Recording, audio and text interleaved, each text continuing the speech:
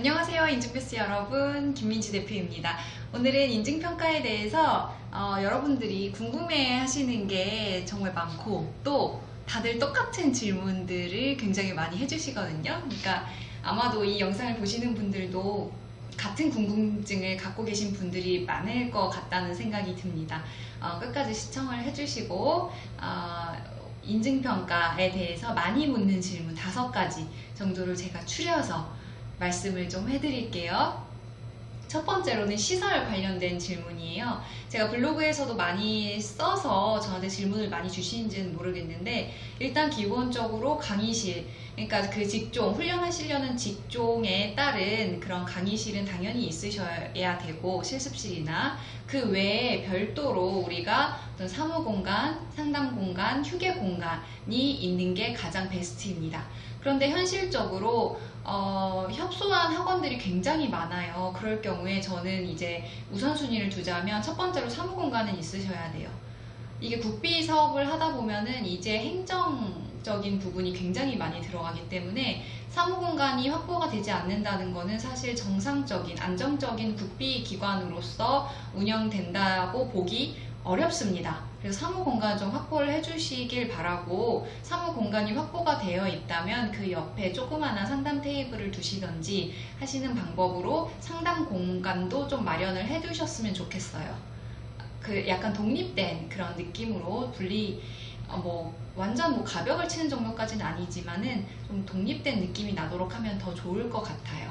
그리고 휴게 공간도 있으면 좋죠. 있으면 좋고, 근데 다만 너무 이렇게 사람들이 지나다닐 때 볼 수 있는 공간보다는 수강생들이 이제 교육을 받다가 조금 남의 눈을 피해서 쉴 수 있는 그런 파티션 같은 것들을 좀 놓아주시면 더 좋을 것 같습니다. 근데 이런 부분들이 다 있어야지 점수를 넉넉하게 받는 건 사실이에요. 그리고 또 그렇지만 없다고 해서 이것 때문에 탈락하는 것도 아니에요. 그렇지만 그렇기 때문에 이제 있으면은 베스트, 없으면 이제 점수가 조금 안 나오는 거는 감수를 하셔야 되고, 그 점수를 이제 그러니까 상쇄시키기 위해서 다른 항목에서 더 점수를 받는 그런 전략을 쓰셔야 됩니다.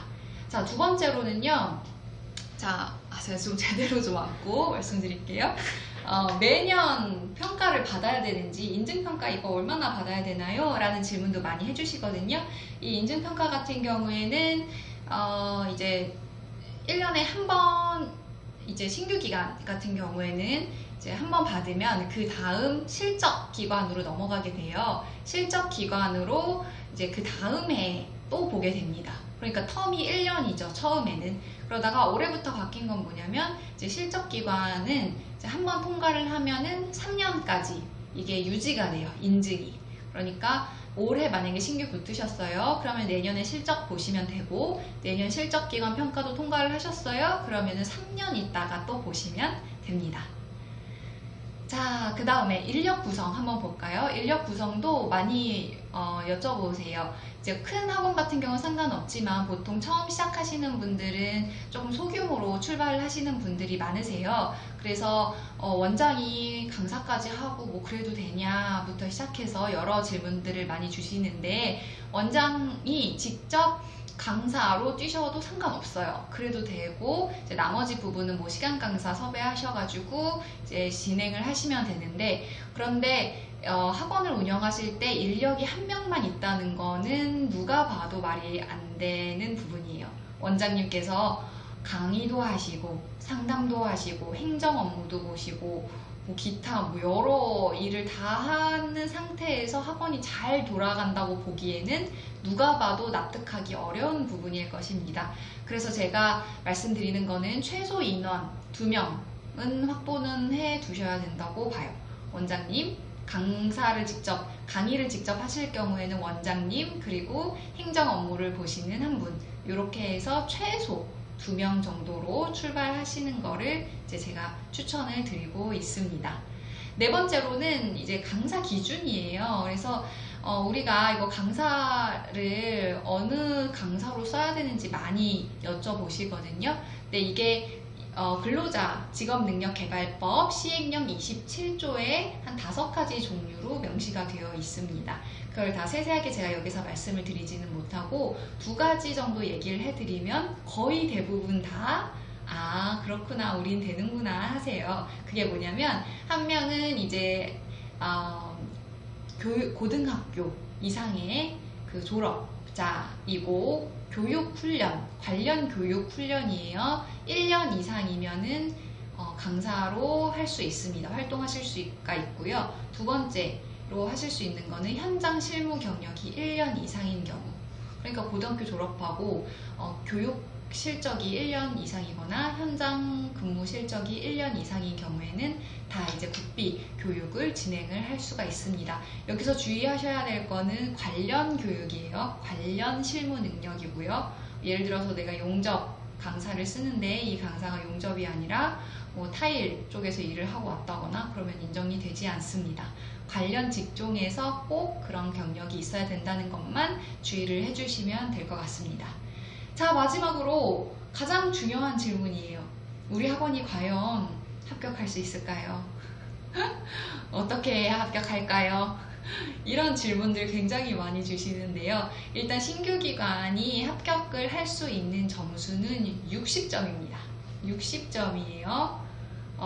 조금 누가 들었을 때는 높을 수도 있고 누가 들었을 때는 에게 별거 아닌데 이렇게 생각을 하실 수 있는 그런 쉽고도 어려운 점수 60점이라고 할 수 있습니다. 근데 대부분 이제 떨어지는 경우는 어떻게 떨어지냐 하면 어떤 점수를 받느냐 하면 보통 54점, 55점, 58점 뭐 이렇게 떨어져요. 그러니까 3, 40점으로 떨어지는 경우는 없습니다. 그러니까 이 말이 뭐냐면 60점이 컷인데 그 아래 조금 부족해서 떨어진다는 얘기예요. 그런데 이 조금 부족한 기관이 의외로 많다는 얘기예요. 작년 합격률을 보니까 탈락률을 말씀드리면 35%예요. 그러니까 3명 중에 1명, 3분의 1보다 높은 확률의 수준으로 떨어진다는 얘기예요. 많이 떨어진다는 거죠, 이 얘기는. 그러니까 조금만 준비를 하면 그 어느 정도 선만 지켜주면 합격할 수 있는 건데 대부분의 기관이 그 조금, 그 웬만큼, 그 적정한 선을 몰라서 다 떨어지게 됩니다. 그리고 또 문제는 합격하는 기관도 점수대가 그렇게 높지 않아요. 보통 62점, 63점. 그러니까 거의 뭐 5점 차로 그냥 누구는 합격해서 국비 교육하고 누구는 탈락해서 이렇게 다시 1년을 기다리고 이런다는 얘기예요. 그러니까 이게 참 안타까운 거죠. 요 점수 한 5점 정도만 채워주면 되는데 이게 참 누가 들으면 쉽지만 제가 봤을 때는 결코 또 쉽지만은 않습니다. 저는 보통 저와 함께하는 기관은 거의 60점 후반대 아니면 70점대 나와서 이제 넉넉히 합격을 시켜드리는데 죄송해요. 제 자랑을 조금 했습니다. 어찌됐든 이 5점을 어떻게 채울 것이냐 요거를 항상 고민을 하고 있으셔야 되고 이 기준이 어떤 식으로 채워지는지 한 번만 그 감만 잡을 수 있으면 그 다음 실적 기반이 되어서도 무난하게 통과를 하실 것입니다. 자, 이렇게 해서 이번 영상에서는 그동안 원장님들이 제게 주셨던 정말 많은 질문들, 공통적인 질문들에 대한 답을 드렸습니다. 많은 도움 되셨길 바라겠습니다. 다음 영상에서 뵈어요.